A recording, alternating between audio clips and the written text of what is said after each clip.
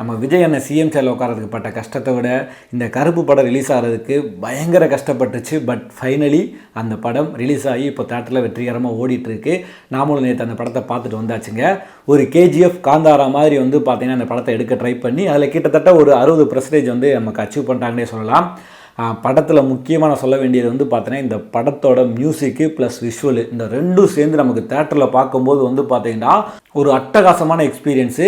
இந்த படத்தை நீங்கள் தேட்டரில் பார்த்தா மட்டும்தான் உங்களுக்கு இந்த எக்ஸ்பீரியன்ஸ் கிடைக்கும். நீங்கள் இதை ஓடிடியில் பார்க்கும்போது நீங்கள் எப்படி ரிசீவ் பண்ணுவீங்கன்னு எனக்கு இந்த படத்தை பார்த்து தெரியல. ஸோ இதில் ஆர்ஜே பாலாஜியோட அந்த வில்லன் கேரக்டராக இருக்கட்டும், அதுக்கப்புறம் த்ரிஷாவாக இருக்கட்டும், அப்புறம் இந்த சின்ன சின்ன ரோலில் நிறைய பேர் நடிச்சிருக்காங்க. அந்த எல்லா ரோலுமே பார்த்தீங்கன்னா பக்காவாக அவங்களுக்கு கொடுத்ததோ சூப்பராக நடித்து முடிச்சிருக்காங்க. சூர்யா அவர் கங்குவாலை விட்டதை பார்த்தீங்கன்னா கருப்பில் பிடிச்சிட்டாருன்னு நினைக்கிறேன் நான். அவரோட ஆக்டிங்க்கு அவரோட டெடிக்கேஷனுக்கு பார்த்தீங்கன்னா ஒரு பயங்கரமான ஒரு தீனி போட்டு அவர் வர்ற எல்லா சீனுமே பார்த்தீங்கன்னா நமக்கு ஒரு கூஸ்பம்ப் மூமெண்ட்ஸாக தான் இருக்கும். படத்தில் ஓப்பனிங்கில் ஆரம்பிச்சு அது இன்ட்ரோவில் முடிக்கும் போது பார்த்தீங்கன்னா நம்மளோட சீட்டோட எட்ஜுக்கே கொண்டு வந்துட்டாங்க. அந்த அளவுக்கு பார்த்தீங்கன்னா சூப்பராக இருந்துச்சு. இன்ட்ரோவுக்கு அப்புறம் பார்த்தீங்கன்னா வழக்கம் போல் நம்ம தமிழ் சினிமாவுக்கான சாபக்கேடுன்னு நினைக்கிறேன் நான். அதுக்கப்புறம் கிளைமேக்ஸுக்கு முன்னாடி பார்த்தீங்கன்னா கிளைமேக்ஸாக வச்சுக்கங்களேன், அதான் கிளைமேக்ஸ்னு வச்சுக்கங்களேன். அந்த இடத்துலலாம் ஒரு பயங்கரமான சீன் இருக்கும். நீங்கள் தேட்டரில் பார்த்தீங்கன்னா நிறைய பேர் சாமி ஆடுற மாதிரிலாம் அந்த விஷுவல்ஸ் பார்த்துருப்பீங்க.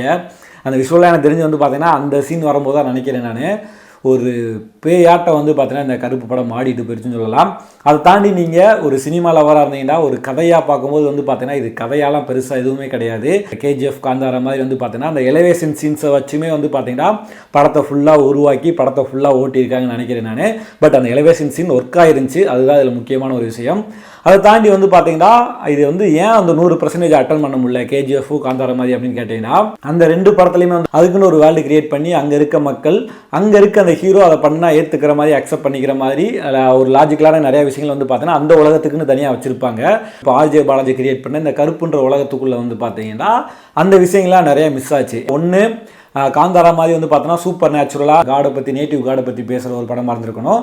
இல்லை கேஜிஎஃப் மாதிரி பார்த்தீங்கன்னா ஒரு சென்டிமெண்ட் பேஸ் பண்ண ஒரு கதையாக போயிருந்துருக்கணும். அப்படி எதுவுமே இல்லாமல் பார்த்தீங்கன்னா இது ரெண்டையும் திணிச்சு அதோட பார்த்தீங்கன்னா ஒரு சமூக கருத்தையும் நான் பேசுகிறேன் அப்படின்ற ஒரு மூன்றாவது ஒரு பாயிண்ட்டை எடுத்து இதில் அந்த கருத்து சொல்கிறன்றது பாயிண்ட் அதிகமாகிருச்சு. கடைசியில் மாஸ் அந்த எலிவேஷன் சீன்ஸு அந்த சென்டிமெண்ட் இதெல்லாம் பார்த்தீங்கன்னா கம்மியாயிருச்சு.